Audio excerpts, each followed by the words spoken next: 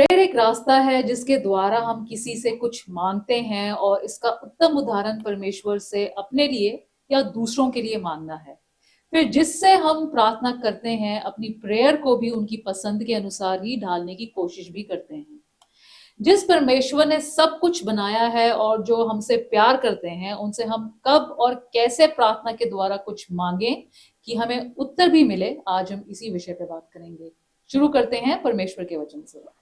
परमेश्वर का वचन हमने संत मत्ती की इंजील उसका 6वां अध्याय उसकी 5 आयत से लिया है।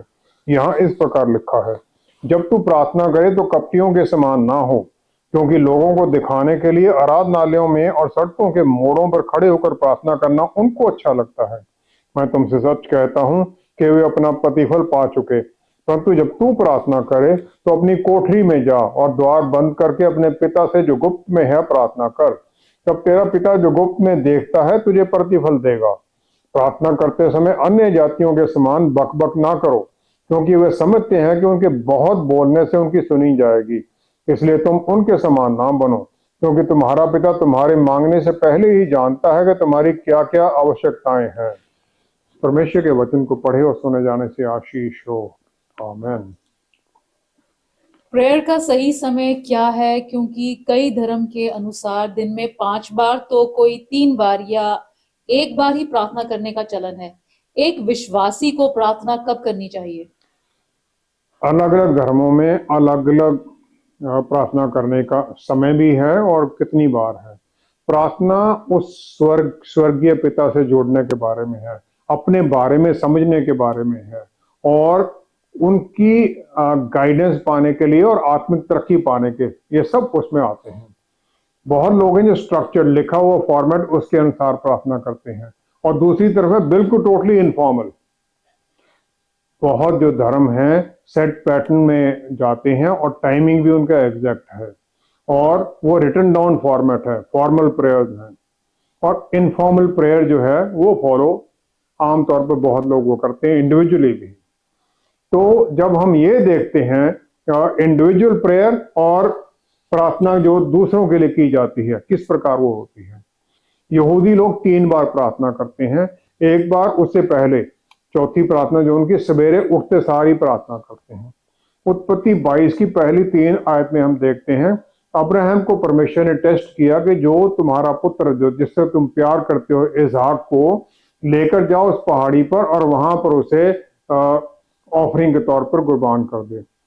आज्ञाकारिता में अब्राहम सवेरे जल्दी उठता है, अपने गधे को लेकर और नौकर को लेकर बेटे को लेकर चल देता है सैक्रिफिशियल ऑफरिंग के लिए। इस प्रकार अब्राहम के नाम पर सवेरे की प्रार्थना यहूदी करते हैं क्योंकि उन्होंने ये शुरू की थी। सुबह सुबह जो हमारे जीवन में नया दिन शुरू होता है और परमेश्वर के सामने उस नए दिन के लिए हम बल मांगते हैं प्रार्थना के द्वारा। सवेरे की प्रार्थना में यह भी है कि जो हमारा बेस्ट है वो हम परमेश्वर के सामने देते हैं। हमारी पूरी अटेंशन उस समय बनी होती है, किसी तरह की कोई डिस्ट्रैक्शन नहीं है और फिर हम उनकी प्रार्थना सुनने के लिए तैयार हैं ताकि सारा दिन फिर हम उनकी आज्ञाकारिता में चल सकें। उत्पत्ति 24 अध्याय उसकी 63 आयत में हम देखते हैं, इसहाक लहरोई से वापस आ रहा था और सांझ के समय में मैदान में ध्यान करने के लिए निकला था और उसने आंखें उठाकर क्या देखा कि ऊंट चरे आ रहे हैं जिन पर के रिबेका को इलियाजर लेके आया था। और उसने हमें ये सिखाया कि दिन में जब हम पूरी व्यस्त होते हैं काम में, उस समय भी दिन के मध्य में समय निकालना परमेश्वर के साथ जुड़ने के लिए, प्रार्थना करने के लिए, और फिर जो हमने कर दिया है उसके बारे में सोचना और जो बाकी बचा है उसके लिए बल प्राप्त करना ताकि उसे पूरा किया जा सके। और फिर बीरशिबा से हरान को जाते हुए जबकि याकूब अपने भाई एसाव से बचकर भागा था तो एक जगह पर वो रुकता है और वहां सो जाता है और सपने में देखता है कि एक सीढ़ी, उत्पत्ति 28 में हम देखते हैं एक सीढ़ी पृथ्वी पर खड़ी है और उसका सिरा स्वर्ग तक है, 28 की 12 आयत में। और परमेश्वर के दूत उस पर से चढ़ते उतरते हैं, angel ascending and descending on it. और परमेश्वर ने भी उसे वायदा कर दिया कि मैं तुम्हें, उसी सपने में वायदा किया कि मैं तुम्हें वापस अपनी जगह पर लेके आऊंगा।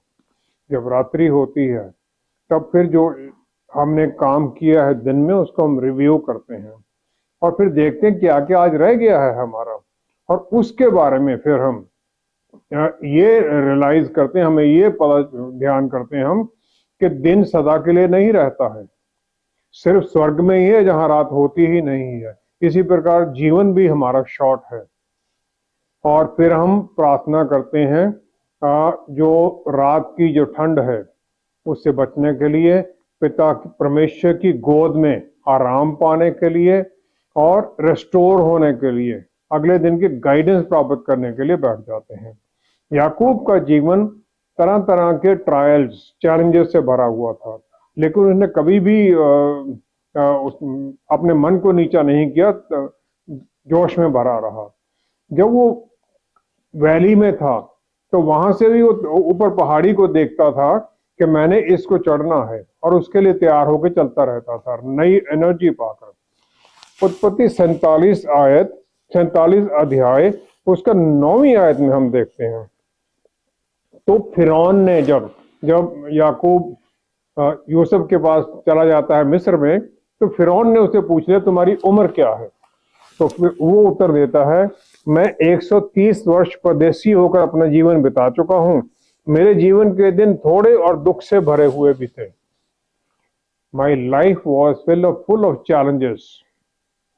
और फिर वो इसकी बात करते हुए वो ये भी कहता है कि मेरे बाप दादों जो पुरखों के बराबरी में मेरे दिन अभी नहीं हुए हैं, अब्राहम इसहाक के बारे में।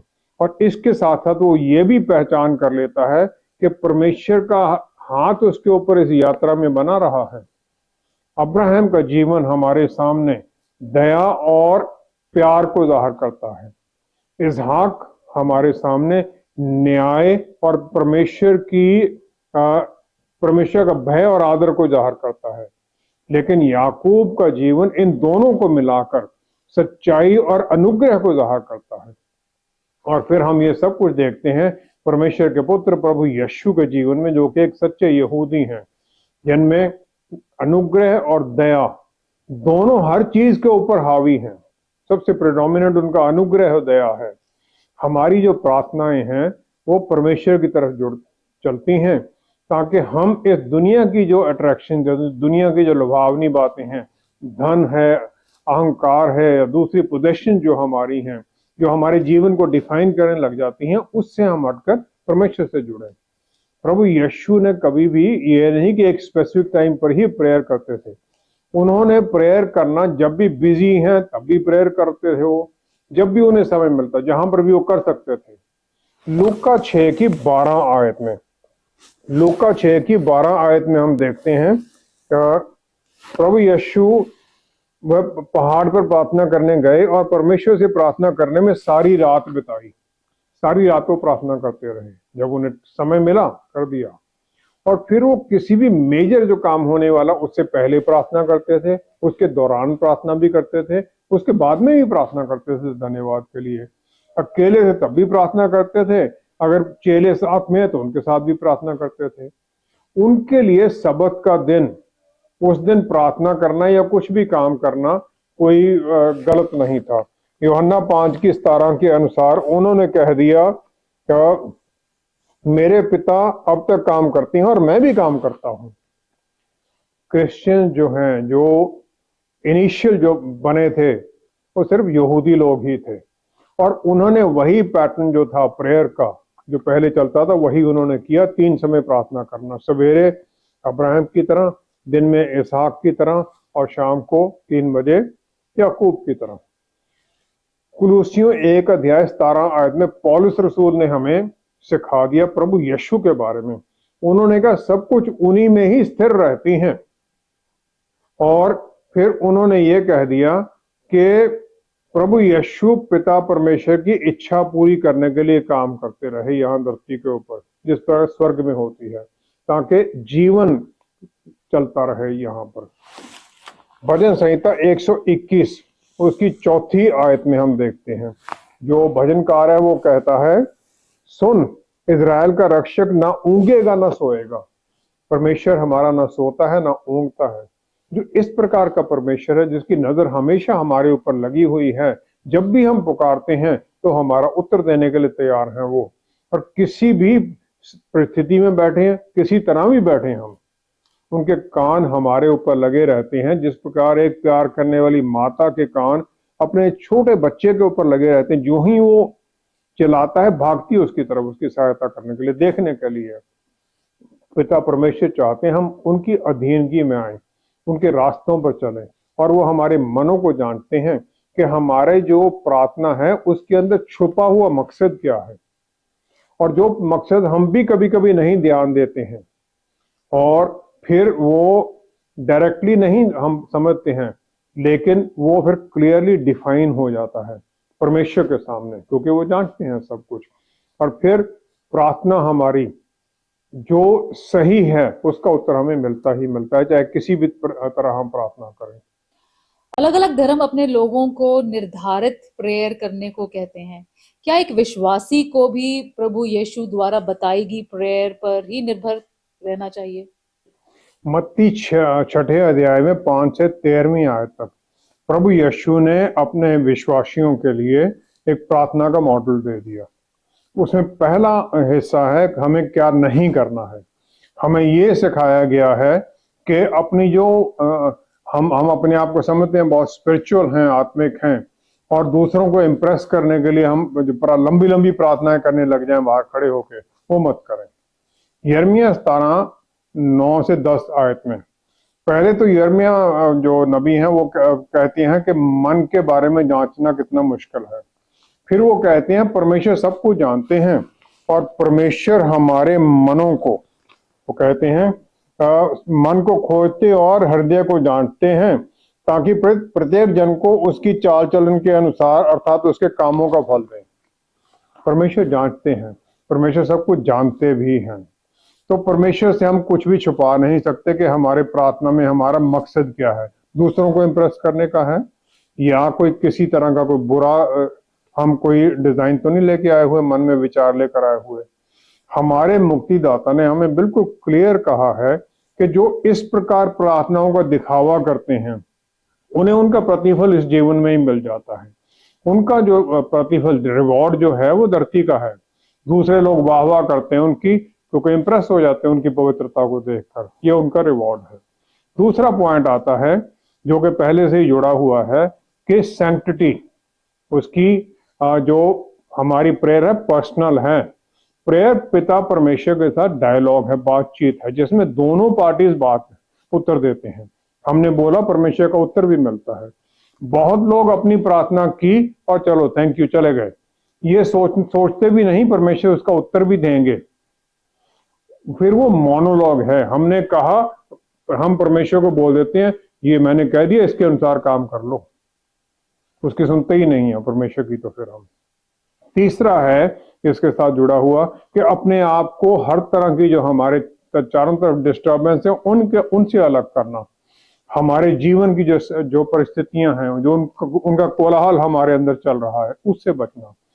आमतौर पर पहले आराधना होती है, उसके बाद में प्रेयर की जाती है, जहां पर आराधना में माइंड, हार्ट, सोल और बॉडी, पूरा शरीर को परमेश्वर के ऊपर केंद्रित किया जाता है।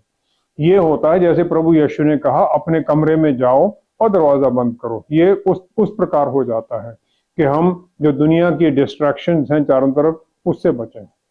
चौथा है कॉन्फिडेंशियल है प्रेयर, मेरा और परमेश्वर के बाद बातचीत है।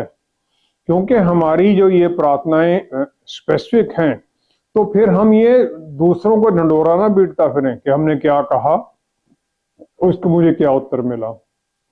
परमेश्वर को किसी ने देखा नहीं है। परमेश्वर हमारी प्रार्थनाओं को गुप्त में सुनते हैं और गुप्त में ही हमें उत्तर देते हैं। सबके सामने उत्तर मिलता है हमें, और हम दूसरों के सामने मत बताएं। पांचवा है ब्रीफ बात करें, टू द पॉइंट, जिसके लिए हमें पहले तैयारी करनी पड़ती है कि हमने मांगना क्या है। और ये फिर जो प्रभु यीशु ने कहा फालतू की बकबक मत करो, वो बंद हो जाती है। हम अपना मकसद क्या है प्रार्थना मांगने का, जो हम मांग रहे हैं उसका क्यों मांग रहे हैं, हम ये बताने की हम कोशिश कर सकते हैं प्रार्थना में। हालांकि परमेश्वर जानते हैं, परमेश्वर सब कुछ समझते हैं, लेकिन ये नहीं है कि हम छोटी छोटी प्रार्थना इसलिए करने को कहा गया है कि परमेश्वर के पास टाइम ही नहीं हमारे लिए, उनके पास खुला टाइम है, लेकिन वो हमें सिखाना चाहते हैं कि हम क्या बोल रहे हैं उसके मुताबिक बोलें। छठा है, हमारी प्रार्थना में कोई रुकावट तो नहीं है, उसको देखें। मत्ती 5 की 22-23 आयत में हम देखते हैं, प्रभु यीशु ने कहा कि अगर तुम अपने भाई के साथ किसी कारण से, बगैर किसी कारण के तुम क्रोध में हो, तो तुम जजमेंट के लायक हो, जजमेंट तुम्हारे ऊपर आएगी। तो वो कहते हैं अपनी भेंट जो यहाँ लेके आए हो तुम उसको वहीं छोड़ दो, पहले अपने भाई से जाकर सुलह करो, उससे बातचीत करो, उसको निपटाओ, फिर परमेश्वर के पास आओ प्रार्थना के लिए। सातवां है, उत्तर की हम आशा करें कि उत्तर मिलेगा ही मिलेगा। यूहन्ना 14 की 14 आयत में, यूहन्ना 14 की 14 आयत में प्रभु यीशु ने कह दिया, यदि तुम मुझसे मेरे नाम से कुछ मांगोगे तो मैं उसे करूंगा, मेरे नाम में कुछ मांगोगे मैं कर दूंगा। ये उनका वायदा है। परमेश्वर सच्चे हैं और उनका वचन भी सच्चा है, जो उन्होंने कहा गया वो सब सच्चा है। जब हम परमेश्वर का कोई वायदा अपनी प्रार्थना में बोलते हैं तो हम ये उनसे प्रार्थना करते हैं, आपने ये वायदा यहाँ किया है, अब मैं आशा करता हूँ आप इसको पूरा करें मेरे जीवन में। और फिर भी अगर प्रार्थना का उत्तर नहीं आता तो हमें अचंभा होना चाहिए, हमें अपने अंदर जांचना चाहिए कि मेरे अंदर तो कोई ऐसी बात नहीं जिसके कारण प्रार्थना रुकी हुई है। मत्ती 6 की फिर 9 से 13 आयत में हम देखते हैं मॉडल प्रेयर जो है, जो कि अनगिनत लोग पूरे संसार में हर दिन करते हैं, जो कि परमेश्वर का राज्य इस धरती पर स्थापित हुआ देखना चाहते हैं। उसमें सबसे पहला जो इम्पोर्टेंट पार्ट है वो प्लान करने के बारे में है कि हम आज के लिए आशीषें मांग रहे हैं, तो कहते हैं आज की रोटी मुझे दे, आज के लिए हम मांग रहे हैं, उसके लिए प्लान करते हैं। जो ये प्रार्थना है हमें ये भी सिखाती है कि परमेश्वर की इच्छा के अनुसार चलना है, उनकी इच्छा को समझना है और फिर उनकी इच्छा इस धरती पर पूरी हो उसके लिए कोशिश करनी हमने। जब हम ये प्रार्थना प्रभु यीशु की सिखाई हुई बोलते हैं तो उसके साथ हम अपनी प्रार्थनाओं को जोड़ देते हैं। ये जो मॉडल प्रेयर है ये हमारी जो स्पेसिफिक खास जरूरतें हैं उनको नहीं दर्शाता है, लेकिन हमें जो चैलेंज हमारे जीवन में वो भी वहां नहीं पता चलते हैं, वो नहीं लिखा गया, क्योंकि हर एक की अपनी अपनी जरूरतें हैं, हर एक के अपने चैलेंज हैं। जब हम प्रार्थना में वो सब जोड़ते हैं तब पूरी होती प्रार्थना। जब हम प्रार्थना की और जो क्षमा करने की जरूरत है उसे पूरा कर देते हैं, अपनी प्रार्थनाओं को परमेश्वर की इच्छा के साथ जोड़ लेते हैं, अपनी जो कमजोरियां उनको पहचान लेते हैं, तब फिर हम परमेश्वर को इन सब में सहायता के लिए प्रार्थना करते हैं। पहला थिस्सलुनीकियों 5वां अध्याय उसकी 17-18 आयत में पौलुस रसूल ने कहा, सदा आनंदित रहो, निरंतर प्रार्थना में लगे रहो। और फिर आगे उन्होंने कहा, हर बात में धन्यवाद करो क्योंकि तुम्हारे लिए मसीह यीशु में परमेश्वर की यही इच्छा है। हर बात में धन्यवाद भी करो, यह परमेश्वर की इच्छा है हमारे लिए। ये मतलब नहीं है कि हम प्रार्थना करने के लिए अलग छुप के बैठ जाएं एक मॉन्क की तरह, वो नहीं है, लेकिन हमें परमेश्वर की अधीनगी में बना रहना है। हर जो हमारे जीवन का हर परिस्थिति है उसमें भी हमें परमेश्वर का धन्यवाद करते रहना है, क्योंकि वो हमारे साथ हैं, वो हमारी सहायता करने को तैयार हैं। लूका 5 की 16 में हम देखते हैं प्रभु यीशु जंगल में जाकर, विल्डरनेस में अकेले जाकर प्रार्थना किया करते थे। तो प्रार्थना धन्यवाद करना है उनकी जो पहले हमें आशीषें मिल चुकी हैं उनके लिए, जो आगे के लिए हमारी जो प्रार्थना है, हम जो जरूरतें हैं उनको उनकी अधीनगी में लाना, फिर उनकी इच्छा को जानना अपने भविष्य के लिए, और उस इच्छा को पूरा करने में हमें बल मांगना है कि आपकी इच्छा हमारे जीवन में पूरी हो, हमें बल दीजिए। प्रार्थना इस प्रकार एक सेट फॉर्मेट नहीं है कि जो लिखा गया बस वही बोलना है, लेकिन उसके अनुसार है, मॉडल है वो, उसके अनुसार फिर हम सीक्वेंस वैसा ही बना लेते हैं और फिर उसके अंदर, उस परिभाषा के अंदर हम अपनी जो विनतियां हैं उनको उसमें रख देते हैं, ताकि हमारी प्रार्थना फिर उसके अनुसार भी हो लेकिन उसके साथ भिन्न भी हो, तब हमारी प्रार्थना सही बन जाती है। प्रेयर एक विश्वासी के जीवन का बहुत इंपॉर्टेंट हिस्सा माना जाता है। क्या हमें प्रेयर किसी खास पोजीशन में ही करनी चाहिए और प्रभु यीशु के नाम में मांगने का क्या अर्थ है? लूका 12 की 24 आयत के अनुसार परमेश्वर ने जो कुछ भी इस धरती पर बनाया है, जीव जंतु सब, उनके लिए वो ध्यान देते हैं ताकि उनकी जरूरतों को पूरा कर सके। फिर हमें प्रार्थना करने की जरूरत क्या है? प्रेयर जो हमारी है वो परमेश्वर की तरफ से शुरू होती है, हमारी तरफ से नहीं है। तो हमारे मन में ये इच्छा डालते हैं कि हम प्रेयर करें, और फिर हम उस इच्छा के अनुसार उनकी अधीनगी में आते हैं, अपनी प्रार्थनाएं विनतियां उनके सामने रखते हैं। प्रार्थना ना करने का मतलब ये है कि मैं अपने आप सब कुछ कर सकता हूं और फिर मैं परमेश्वर को वो सर्वशक्तिमान परमेश्वर नहीं मानता हूं जिसके ऊपर सब कुछ निर्भर है। क्या हमें प्रार्थना करने के लिए कोई स्पेसिफिक पोस्चर लेना चाहिए, किसी स्पेसिफिक पोजीशन में बैठना चाहिए? घुटनों पर बैठना, ऊपर हाथों को उठाना स्वर्ग की तरफ, ये नॉर्मल पोजीशन मानी जाती थी प्रार्थना के अंदर। हाथों को ऊपर उठाना, आर्मी में जब सरेंडर करते तो हाथ ऊपर उठाते थे, और ये स्वर्ग की तरफ उठाना है, अपने आप को उनकी निर्भरता, उनके ऊपर निर्भर हो जाना और उनकी सहायता मांगना है। तो ये किसी पर्टिकुलर पोजीशन के बारे में नहीं है, लेकिन अंदर हमारे क्या है, क्या चल रहा है, वो निर्भर है, हम क्या अंदर से अधीन हैं। एक आराम की पोजीशन में बैठें, परमेश्वर के ऊपर ध्यान केंद्रित करें, उनके वचन पर मनन करें। फिर जब ध्यान पूरी तरह केंद्रित हो जाए तो परमेश्वर से जो स्वर्ग में है उनसे प्रार्थना करें। क्या हमें प्रार्थना पिता या पुत्र या पवित्र आत्मा के नाम पर करनी चाहिए? मत्ती 6:9 के अनुसार जो मॉडल प्रेयर प्रभु यीशु ने बताई है वो हमारे पिता जो स्वर्ग में है उनके लिए है, और हमें भी उसी प्रकार करना है। संत यूहन्ना की इंजील उसका 17 अध्याय की 15 आयत में प्रभु यीशु पिता परमेश्वर से प्रार्थना करते हैं। वो कहते, मैं यह विनती नहीं करता कि आप इन्हें जगत से उठा लें, परंतु यह कि आप इन्हें उस दुष्ट से बचाए रखें। दुष्ट कौन? शैतान। कि हमें शैतान के चंगुल से बचाए रखें, उनकी प्रोटेक्शन में बने रहें हम परमेश्वर की। और फिर वो आगे 22 आयत में कह देते हैं, जो महिमा आपने मुझे दी मैंने उन्हें दी है कि वे वैसे ही एक हों जैसे कि हम एक हैं। जो महिमा परमेश्वर से वो पाकर आए थे, वो महिमा थी दूसरे आदम की महिमा, परमेश्वर की महिमा नहीं लेके आए थे। परमेश्वर की महिमा तो वहीं छोड़कर आए थे वो, और फिर वो हमें वो महिमा दे देती है, हमें बल, उनका बल हमारे अंदर काम करने लग जाता है। इब्रानियों की पुस्तक उसका 7वां अध्याय उसकी 25-26 आयत में हम देखते हैं, प्रभु यीशु हमारे महायाजक हैं और वो हमारे परमेश्वर के पास आते हैं हमारे लिए, क्योंकि वो उनका पूरा पूरा उद्धार कर सकते हैं, क्योंकि वह उनके लिए विनती करने के लिए सर्वदा जीवित हैं। वो हमारे महायाजक हैं। वो महायाजक होते हुए हमारी प्रार्थनाओं को अपने पास स्वीकार करते हैं, फिर उन्हें वो प्रेजेंटेबल करते हैं परमेश्वर पिता के सामने रखने के लिए। हम तो कुछ भी बोलते रहते हैं, तो वो सब जानते हैं, उसके अनुसार उसे वो प्रेजेंटेबल बनाते हैं, और फिर हमारे लिए वो इंटरसेसर हैं। वो प्रार्थना फिर आगे करते हैं पिता परमेश्वर के साथ। हम उनके नाम से मांगते हैं पिता परमेश्वर से, और पवित्र आत्मा परमेश्वर इसमें हमें सहायता करते हैं हमें प्रार्थना कैसे करनी है पिता से, क्योंकि ये सब कुछ पिता पुत्र और पवित्र आत्मा एक हैं। तो हमारी जो प्रार्थनाएं हम पिता को एड्रेस करते हैं वो तीनों के पास पहुंच जाती हैं। ऐसी कौन सी प्रार्थनाएं हैं जो पिता परमेश्वर रिजेक्ट कर देते हैं? पहला यूहन्ना 4 अध्याय उसकी 8वीं आयत में हम देखते हैं, वहां लिखा है परमेश्वर प्यार है लेकिन वो न्यायी भी है।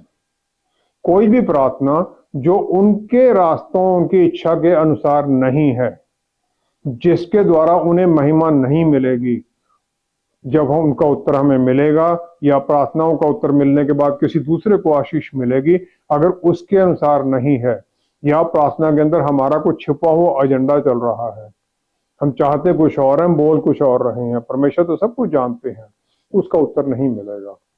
जो परमेश्वर को शक करता है उसको भी उत्तर नहीं मिलेगा, क्योंकि जो परमेश्वर पर शक कर रहा है उसके ऊपर उसका विश्वास ही नहीं है, तो परमेश्वर को उसका उत्तर देने में कोई बाध्य नहीं है वो। जब हम उस पर विश्वास ही नहीं करते हैं तो उत्तर क्यों दें वो? क्या हमें एक ही प्रार्थना को बार बार करते रहना चाहिए? प्रभु यीशु ने जो आधी रात को एक मित्र के घर में रोटी मांगने के लिए जाता है, लूका 11 की 5 से 8 आयत के अनुसार। और दूसरा वो जो जज है जिसके सामने विधवा जाती है न्याय मांगने के लिए, लूका 18 की 2 से 5 आयत तक। उस दोनों पैराबल में प्रभु यीशु ने हमें सिखा दिया बार बार प्रार्थना करते रहें जब तक कि हमें उत्तर नहीं मिल जाता है। जहां ये क्लियर नहीं हो जाता कि परमेश्वर उत्तर नहीं देंगे या उत्तर ऐसा मिल गया है जो हमने समझा ही नहीं है, प्रार्थना हम करते रहें, समझ में परमेश्वर समझाएंगे। और सालों साल तक प्रार्थना करते रहना चाहिए हमें जब तक उत्तर नहीं मिलता है, या जब तक हम तैयार नहीं हो जाते तब तक परमेश्वर उत्तर नहीं देंगे। अगर हम उत्तर मिलने पर अहंकार से बढ़ जाएंगे, परमेश्वर हमें उत्तर नहीं देंगे। प्रभु यीशु के नाम में प्रार्थना करने का सही मतलब क्या है? प्रभु यीशु के नाम में प्रार्थना करना कोई मंत्र नहीं है, ये उनके नाम में जो उनका चरित्र, उनका चाल चलन है, उसके साथ, उनकी इच्छा के साथ अपनी प्रार्थना को जोड़ना है। और ये हमें अपने आप को पिता परमेश्वर के सामने प्रभु यीशु की अथॉरिटी में जाना है, उनके पुत्र की अथॉरिटी में जाना है, उनके रिप्रेजेंटेटिव बनकर जाते हैं हम, कि हम उनके नाम में आ रहे हैं, उनके नाम में ही हमें ये उत्तर हम लेना चाहते हैं। और फिर हमें यह भी याद रखना है कि जो हम विश्वास करते हैं वो हमारे विश्वास के अनुसार मिलता है, क्योंकि विश्वास जो है हमारी प्रार्थना में जैसे वो कैटलिस्ट की तरह काम करता है, उसे बल देता है। धन्यवाद का जो एटीट्यूड है वो परमेश्वर के मन के द्वार को खोलने में हमारी सहायता करता है। हम परमेश्वर से ऐसी चीजों को, छोटी छोटी चीजों को मांगकर उनका अनादर ना करें। जो हमारे वश में है उसे क्यों हम मांगे? परमेश्वर है वो जिन्होंने सब कुछ बनाया है। हम प्रार्थनाएं ऐसी रखें जो हमारे वश में नहीं है। भजन संहिता 81 की 10वीं आयत में परमेश्वर कहते हैं, तो अपना मुंह पसार मैं उसे भर दूंगा। उनकी कैपेसिटी हमारी समझ से बाहर है।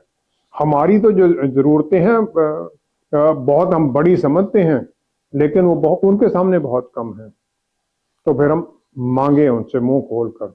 उत्पत्ति 12 की पहली 3 आयत में परमेश्वर ने अब्राहम को आदेश दिया कि अपने लोगों को छोड़ दे, अपनी जगह को छोड़ दे और उस जगह पर जा, मैं तुझे दिखाऊंगा, ताकि तू दूसरे लोगों के लिए आशीष का कारण बने और तेरे द्वारा कौमों को आशीष मिले। वो विश्वास में चलता है, उसे उत्तर पता नहीं है, कहां से उत्तर आएगा उसे वो भी पता नहीं है। इसी प्रकार हमें भी चलना है ताकि हम विश्वास में फिर परमेश्वर को ढूंढें, उनसे प्रार्थना करें, तो फिर उनकी प्रार्थना के जो उत्तर मिलता है प्रार्थना का, उनमें उनकी महिमा हो, ताकि उत्तर मिलने में हम भी दूसरों के लिए आशीष का कारण बने। तब हमारी प्रार्थना का सही मतलब निकलता है। हमें एक्चुअली दूसरों के लिए आशीष भी बनना है। आइए हम प्रार्थना करें। पिता परमेश्वर, क्या ही धन्य है आपका हमारे लिए अपना प्यार आपने जाहिर कर दिया अपने पुत्र के द्वारा, ताकि हम आपसे जुड़ सकें, रिश्ता हमारा दोबारा स्थापित हो सके और फिर हम आपसे मांग सकें उसी आपके प्यारे पुत्र के नाम में, उनकी इच्छा के अनुसार, ताकि हमारे जीवन में पिता परमेश्वर आपकी इच्छा पूरी हो और फिर हमारे जीवनों के द्वारा दूसरों को भी आशीष मिले। जितने हम जुड़े हुए हैं दयालु प्रभु इस प्रार्थना में, हम सबके मनों में जो भी प्रभु इच्छा इस समय हम प्रार्थना के लेकर बैठे हैं उसका उत्तर दीजिए, ताकि प्रभु हम भी आनंदित हों और आपका धन्यवाद करते हुए आनंद में बने रहें। पिता परमेश्वर सब कुछ प्रभु यीशु के पवित्र नाम में मांगते हैं। आमीन, आमीन, आमीन। परमेश्वर ने हमें चुना है और पापों की माफी के द्वारा अपनी परिवार का हिस्सा बनाया है। इसमें हमारी कोई अच्छी बात नहीं, बल्कि उनका अनुग्रह है। जब हम उनसे विश्वास में मांगते हैं तो उनकी इच्छा यही होती है कि जल्दी से हमें सब मिल जाए। लेकिन जो हम मांगते हैं, क्या उसे प्राप्त करने के बाद हम कहीं उन्हीं से ही तो दूर नहीं हो जाएंगे? Thank you so much for watching. See you next time. Stay blessed. Shalom.